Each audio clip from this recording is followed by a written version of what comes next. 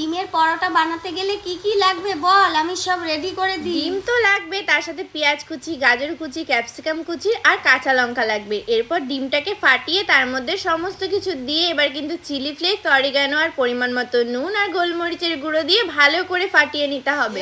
এরপরে তো ময়দা মাখতে হবে, তাহলে আমি ময়দা মেখে ফেলছি, তুই লুচির মতো বেলে নে। এরপর ডিমটা কখন দিবি? আরে দেবো, এরপর তেলটা তো আগে গরম হতে দাও। আর এইদিকে যে পরোটার মতো বেলে রেখেছিলে ওটাকে ডিমের ব্যাটারের মধ্যে ভালো করে চুবিয়ে নাও, দিয়ে উল্টে পাল্টে ভেজে নিলেই রেডি হয়ে যাবে ডিম পরোটা। ডিম পরোটা বানাতে এত ইজি, এত তাড়াতাড়ি হয়ে গেল, 10 মিনিটও টাইম লাগলো না। আরে হাতে 10 থেকে 15 মিনিট সময় রাখলেই এটা হয়ে যাবে। আরে বাবা বেশি না বকে তাড়াতাড়ি খা তো। আরে খাচ্ছি, এটা তো হেভি হয়েছে।